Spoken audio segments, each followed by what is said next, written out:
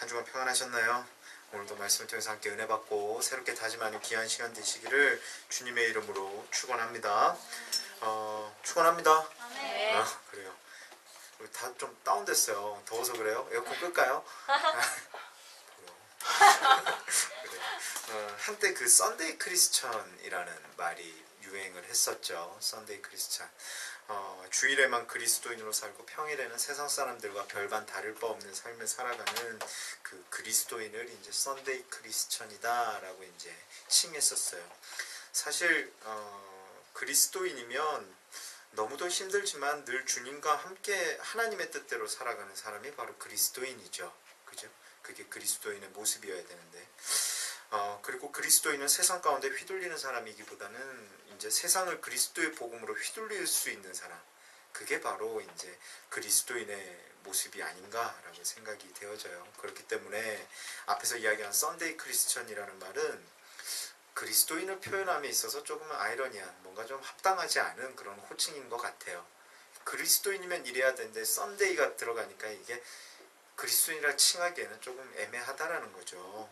오히려 썬데이 크리스천이 아니라 데일리 크리스천이 우리가 맞는 그런 그리스도인의 모습이 아닐까 이제 표현일 것 같은데, 그렇게 주일에만 하나님을 바라보고 예수를 믿고자 노력하는 이들을 향해서 그리스도인이라고 호칭하는 것은 어찌 보면 올바른 표현은 아닌 것 같다라는 생각이 들어요. 합당한 역할을 온전히 감당하지 않는 사람한테 단지 그것과 조금 연관이 있다고 해서 그 호칭을 부여하는 것은 타당하지 않죠. 방금 위에서 이야기한 썬데이 크리스천처럼 그리스도인이 평생을, 그러니까 순간순간마다 그리스도인으로 살아야 되는데 주일에만 그리스도인으로서 살아가고 있기 때문에 그를 그리스도인이라고 부른다? 온전한 그리스도인이라고 호칭하기에는 좀 어려움이 있다라는 거예요. 예를 들어서 만약 학교도 안 다니고 놀기만 하는 아이한테 나이 때문에 학생이라고 칭호를 붙인다? 그 학생이라고 말할 수 없을 것 같아요. 그렇지 않을까요? 그리고 만약에 옆에 회사가 있어요. 회사가 있는데 집 옆에 회사가 있는데 회사 안 다니고 나는 백수예요. 쉬고 있는 사람이에요. 근데 옆에 있는 회사 화장실 가끔 이용한다고 해서 그 회사 직원이라고 이야기할 수 있느냐? 못한다라는 거예요. 연관이 조금 있다고 해서 그 사람, 그 회사의 직원은 아닌 거잖아요. 누가 봐도 전체적으로 비율도 안 맞고 못생겼는데 눈썹이 이쁘다고 해서 그 사람을 미남이라고 이야기하기에는 좀 무리가 있지 않나요? 그죠? 그렇지 않겠습니까? 뭐 코가 이쁘다고 해서 미남이다. 그거 아니에요. 그죠? 뭐 일단 못생긴 사람인 거예요. 전체적으로 비율 안 맞으면 못생긴 거예요. 못생긴 사람을 미남이라고 말하기엔 좀 애매한 거죠. 호칭은, 그리고 직책은 그에 따른 행위가 수반되어질 때 부끄럽지 않게 여겨질 수 있는 것이고, 자신에게 득을 주는 위치가 자신에게 득을 주는 영향력으로 다가올 수 있는 것 같아요. 그러나 그러지 못할 때는 결국 화를 당하게 되고 문제가 생기고, 그리고 그에 따른 책임을 질 수밖에 없게 되어지는 것 같습니다. 그런데 오늘 본문에 등장하는, 오늘 본문에서도 위에서 언급한 것과 같이 불려지는 호칭은 있는데 그 호칭에 걸맞은 삶을 살아가지 못하는 사람이 등장을 하고 있어요. 호칭은 있는데 그에 따른 행위가 수반되어지지 않는 인물, 속은 비었고 껍데기만 내세우는 인물, 호칭에 따른 행위가 없어서 그에 따른 책임을 져야 하는 인물이 오늘 본문 가운데 등장하고 있어요. 누구냐면 제사장인데 하나님의 뜻대로 사역하지 않는 제사장, 바로 아마샤라는 인물이에요. 이 인물이 등장한다는 거죠. 오늘 우리가 읽은 본문이 포함된 아모스서는요, 아모스라는 인물을 통해서 하나님께서 북이스라엘 백성에게 하신 예언을 담고 있는 책이에요. 북이스라엘 백성을 대상으로 아모스라는 사람이 가서 하나님의 뜻을 선포해 준 것, 그것을 이제 쓴 책이 바로 이 아모스서라는 책인데, 아모스서에서 하나님의 도구로 쓰임 받은 이 아모스라는 예언자는 원래 특출난 사람이 아니었어요. 가축을 기르었던 목동이었다라고 성경은 기록하고 있습니다. 그런데 어느 날 하나님께서 환상으로 그에게 나타나셔서 말씀하신 거예요.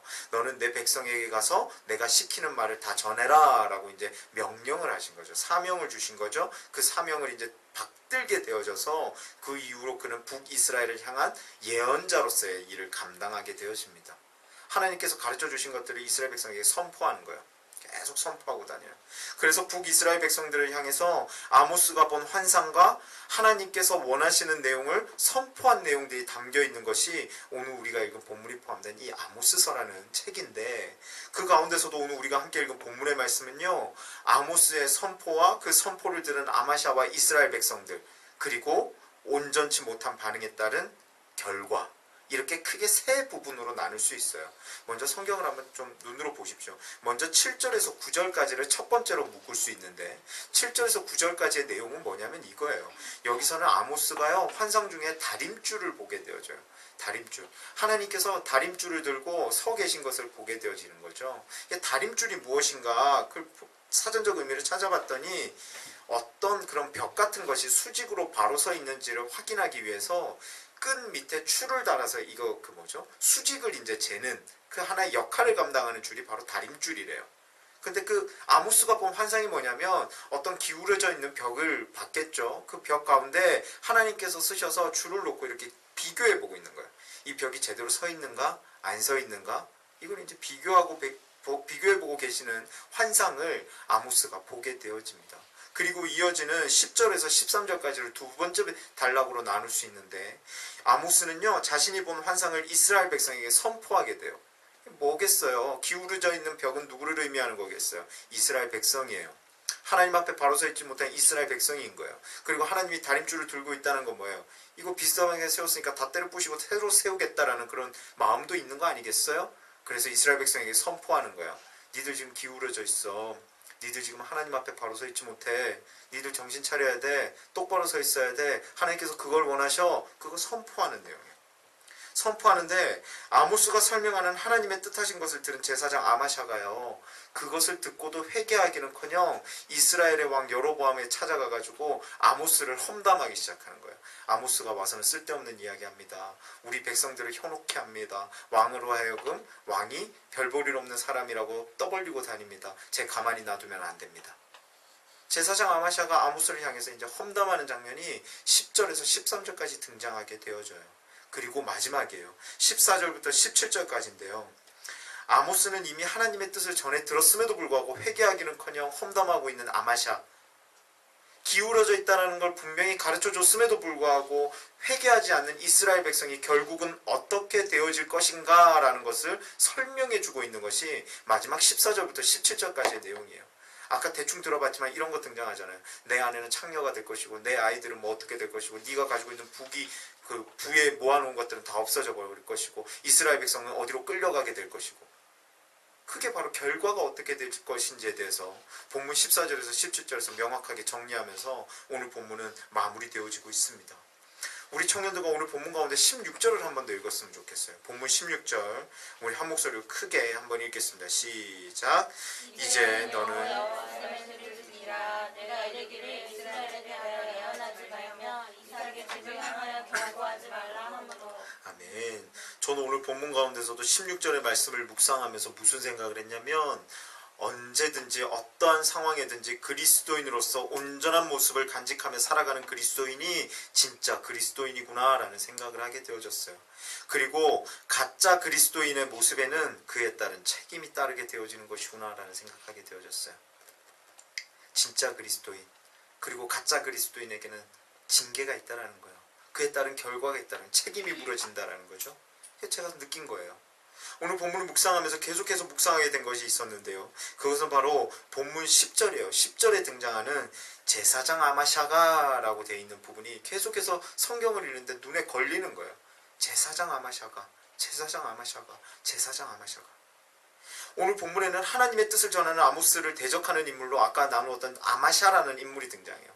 아마샤라는 인물이 등장하는데, 그런데 그의 직업이 무엇인가 봤더니 그가 제사장이었더라 라고 성경은 설명하고 있어요. 제사장 뭐 하는 사람이에요? 여러분 다 알고 계시잖아요. 제사장 누구한테 예배하는 사람이에요? 하나님 앞에 예배하는 거 돕는 사람이에요. 그게 제사장이에요. 제사장이 해야 될 일이에요. 예배하는 것을 집례하고 하나님 앞에 사람들이 온전히 드림과 그에 따른 회복을 누릴 수 있도록 돕는 일을 감당하는 사람이 바로 제사장이라는 사람이에요. 그렇다면 제사장이라는 직책은 곧 하나님 앞에 바로 서 있는 사람들이 하는 거고, 제사장이라는 건 곧 하나님과 함께하기를 기뻐하는 자들이 하는 거고, 제사장이라는 건 하나님의 자녀들이 할 수 있는 게 바로 제사장이라는 역할이에요. 그런데 오늘 본문에 등장하는 제사장 아마샤 어떻습니까? 여러분 어떻다고 생각해요? 만약 그가 하나님의 참다운 제사장이었다면 자신의 백성들이 당하게 되는 심판의 이유를 분별해가지고 그들로 하여금 회개하도록 했어야 돼요. 아모스라는 사람이 갑자기 나타나서는 니들 정신 차려라, 죽는다 니들, 하나님께서 가만히 안 놔둔단다, 이런 이야기가 들려졌을 때 제사장은 뭘 했어야 되죠? 여러분 긴장하셔야 됩니다. 저 사람의 말을 들어야 됩니다. 하나님의 음성입니다. 우리들 들어서 회개해야 됩니다. 이게 온전한 제사장의 모습이죠. 온전한 제사장의 선포지요. 그런데 오늘 본문에 등장하는 제사장 아마샤는 어떤 일을 합니까? 아모스가 와서 선포할 때 뭐라 그래요? 왕이시여, 어떤 미친놈이 와서 쓸데없는 소리 합니다. 아모스라는 애가 와서는 우리 백성들이 죽게 된다고 이야기합니다. 우리나라가 힘들어지게 될 거라고 합니다. 뭔가 문제가 있다고 합니다. 이건 뭔가 잘못된 겁니다. 그 사람의 이야기하는 것을 멈출 수 있도록 왕이시여 어떻게 좀 해보시옵소서. 꼰지르고 있는 거예요. 말하고 있는 거예요.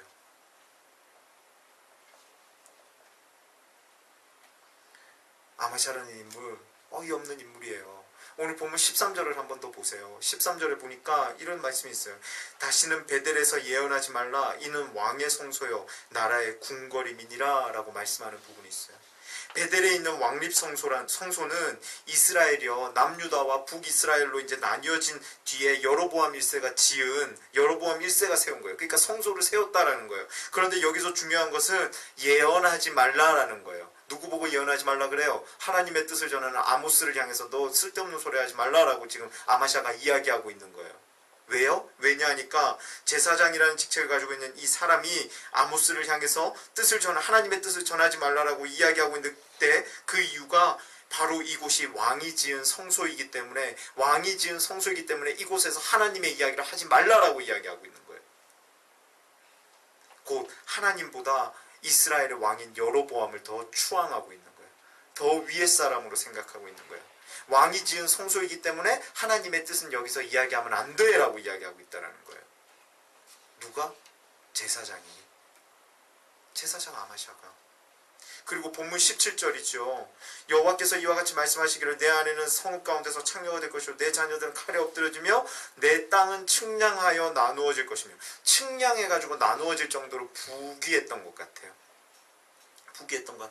아마샤라는 사람 제사장이었음에도 불구하고 하나님보다는 돈이 마음속에 가득한 제사장이었던 것 같아요. 물질적인 것을 채우는 것에 집중했던 사람이었던 것 같아요. 제사장임에도 불구하고 하나님의 뜻에 따라 사역하기보다는 권력자 이스라엘 왕 여로보암의 비위를 맞추며 살아갔던 제사장. 하나님의 뜻을 따라 이스라엘의 앞날을 염려하고 하나님의 뜻을 전해주고 하나님 앞에 바로 서 있는 것에 최선을 다하는 그런 사람이기보다는 자신의 부귀와 안위를 위해서 최선을 다했던 사람. 그랬던 제사장. 그게 바로 오늘 본문에 등장하는 아마샤더라라는 거예요. 그가 제사장이었다는 게 정말 문제인 거예요. 제사장이 이러고 있다는 게 문제다라는 거예요. 하나님께서 아모스를 통해 그들의 잘못을 듣게 한 대상은 이스라엘 백성이었어요. 그런데 그 이스라엘 안에 제사장이 있었다라는 게 문제다라는 거예요. 곧 그들 가운데도 하나님께 예배하는 것을 돕는 역할을 감당하는 하나님 앞에 쓰임받는 쪽으로서의 직책을 담당할 수 있는 아마샤라는 인물이 있었다라는 게 문제인 거예요. 있었는데도 안 하더라는 거예요. 그러니까 답이 없는 거예요. 하나님께 제사하고 하나님의 일을 하는 직책에 있는 사람이 있었음에도 불구하고 이스라엘은 어떻게 되어 있다? 지금 기울어져 있는 거예요. 하나님과의 관계가 멀어져 있는 거예요. 우상 섬기고 사회적으로 타락해져 있고 뭔가 죄악이 관영해 있고 뭔가 답이 없는 나라로 답이 없는 백성으로의 모습을 보이고 있더라라는 거예요. 아까 나누었듯이 하나님의 뜻을 전달하고 하나님의 말씀을 전하고 하나님의 일을 제사장 아마샤가 자신의 직책에 따라서 온전히 했다면 좀 달라지지 않았을까 생각해보게 되어졌어요. 이스라엘 백성 이렇게 어려워지지 않지 않았을까? 한번 생각해보게 되어졌어요. 곧 제사장이 제사장으로서의 역할을 감당하지 못한 거죠. 역할에 따른 일을 제대로 감당하지 못한 거죠. 무능력한 제사장이었어요. 그래서 화를 당하고 징계를 받게 되더라라는 거예요. 여러분한테 물어보고 싶어요. 여러분은 어떠세요? 아마샤 스타일이세요? 아니면 아모스 스타일이세요? 여러분들 신앙생활하면서 그리스도인이시잖아요. 그리스도인이라고 이야기하고 다니잖아요. 나 교회 다닌다라고 선포하고 다니시잖아요. 여러분 어떻게 교회 다니시는데 아마샤 스타일로 다니십니까? 아모스 스타일로 다니십니까? 예수를 믿는데 아마샤처럼 믿으십니까? 아모스처럼 믿으십니까?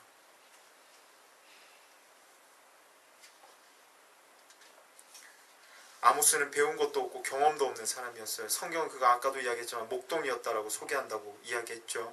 그러나 하나님의 부르심에 응답하고 하나님의 명령에 순종해서 하나님의 뜻을 전하는 역할을 잘 감당해요. 온전한 예언자죠. 그런데 반면에 아마샤는 하나님을 알아요. 하나님의 일이 무엇인지 알고 있어요. 그런데 상황이 바뀌고 자신의 그런 욕심이 생기고 자신의 판단이 들어가기 시작하니까 하던 일도 바꾸어 버려요.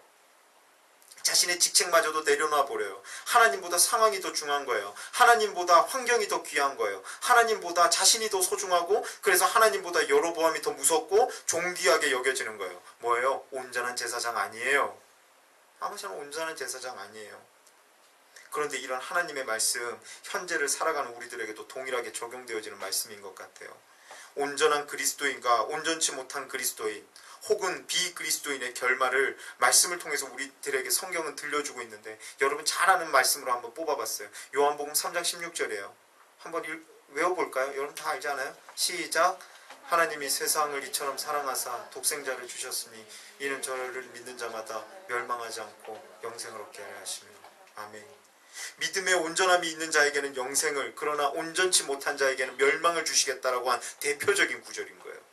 온전한 자에게는 은혜를, 온전치 못한 자에게는 화를 주시겠다라고 하나님께서 선포하신 구절이에요. 아모스는 아모스서를 통해서 하나님의 뜻에 따라 임박한 종말에 대해 선포하고 있는데 당시 사회의 부조리를 지적하면서 하나님의 말씀이 정의롭고 정당하다는 것을 선포하고 있는데 좋은 모습이에요. 온전한 하나님의 종으로서의 모습이에요. 지금으로 따지자면 온전한 그리스도인의 모습이라고 생각할 수 있어요. 그런데 현대를 살아가는 기독교인들, 아니 저와 여러분의 그리스도인으로서의 모습이 다 아모스와 같지 않음이 문제다라는 거예요. 저와 여러분의 모습이 늘 아모스 같지 않다라는 게 문제다라는 거예요. 하나님의 공의로우심을 증거하지도 않을 뿐더러 오히려 그것을 숨기고 부끄러워하는 것이 저와 여러분의 모습 가운데 있잖아요. 자신의 안위를 위해서 복음을 이용할 때도 있잖아요. 내 직장 상사가 교회 잘 다닌다 그러면 저도 교회 다녀요. 내 직장 상사가 기독교를 배척한다 그러면 저 아무 말도 안 해. 아무 말도 안 해. 여호와의 말씀을 들은 자로서 사명을 감당해야 할 자로서 환경에 치우쳐 할 일을 팽개쳐요. 복음 전하라 그랬는데 날 더워서 이번 주 못하겠어요. 다음 주부터 할게요. 복음 전하라 그랬는데 내 주위에는 교회 다 다녀요. 다니긴 뭘 다녀요? 안 해요. 데일리 크리스천이 아닌 썬데이 크리스천이 당연하다고 여기며 살아가요. 내가 교회 나와줬으니까 감사한 줄 알아라 라고 선포하며 다녀요. 매일매일의 삶 가운데 그리스도인으로 살아가며 지치고 힘들었을 때 교회 나와서 다시 회복되어져서 나가려고 노력하는 것이 아니라 세상에서 잘 살고 있는데 교회 내가 한번 나와봐 줬다. 주일날 한번 내가 힘들어 죽겠는데 한번 그래 한번 내가 해준다. 아마샤와 같은 모습인 거예요. 아마샤와 같은 모습이에요. 일주일에 한 번 혹은 가끔씩 혹은 교회에서는 아모스처럼 잘 살아가는데 일주일에 6일 혹은 거의 매일 혹은 세상에서는 아마샤와 같이 우리는 살아가고 있지 않느냐라는 거예요. 교회에서는 아모스처럼 살아가요. 교회에서는 잘해요. 교회에서는 예수님 재림하시면 그냥 들려 올라갈 것 같아요. 근데 세상에서는 예수가 누구예요? 그러면 살아요. 그냥 차에 십자가만 걸고 다녀요. 회사 책상 위에 그냥 말씀 묻고 그냥 백구처럼 붙여만 놨어요. 성경책? 그냥 어디 꽂혀 있는지도 모르겠어요. 큐티? 그거는 다른 교회 청년들이 하는 거예요. 예배? 그냥 와서 보고 가는 거예요. 아마샤와 같은 모습 아니더냐라는 거예요. 사랑하는 청년 여러분, 하나님의 뜻을 알고 하나님의 사랑하는 하나님의 자녀로서 날마다 언제든지 어느 곳에서든지 아모스처럼 살아가기에 최선을 다하는 저와 여러분 되시기를 주님의 이름으로 축원합니다. 우리 모두 그리스도인이죠. 바라기는 그리스도인이라는 호칭, 직책에 맞는 저와 여러분의 삶이 되시길 주님의 이름으로 축원해요. 본문 16절 한번 보세요. 본문 16절에 보면 이제 너는 여호와의 말씀을 들을지어다. 내가 이르기를 이스라엘에 대하여 예언하지 말며 이삭의 집을 향하여 경고하지 말라 하므로. 아모스가 아마샤에게 했던 여호와의 말씀을 들으라 라는 이 선포는 아모스가 이제 너희에게 내릴 재앙의 내용을 설명해 주는 의미도 있었겠지만 자, 지금부터 잘 들어. 니들 어떻게 될지 잘 들어봐. 이런 1차적인 의미도 있었겠지만 그 속뜻은 여호와의 뜻을 알아들어서 변화되길 원하는 하나님의 마음이 포함되어져 있는 그 부분인 것 같아요. 여호와의 말씀을 들어라.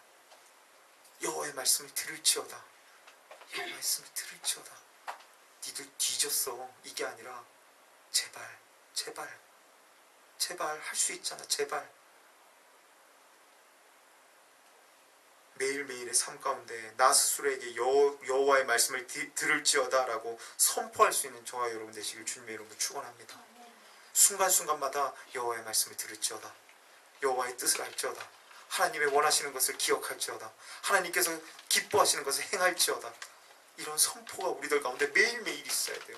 주일날만 와서 이걸 선포하는 게 아니라 순간순간마다, 공부할 때나 직장에서나 유혹에 빠져 있을 때나 힘들고 어려울 때나 지칠 때나 낙심되어질 때나 여호와의 말씀을 들을지어다. 여호와의 말씀을 들을지어다. 여호와의 뜻을 기억할지어다.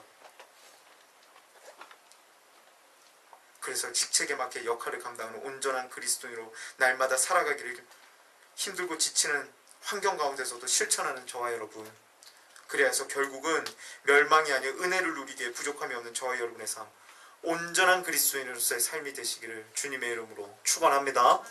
이 시간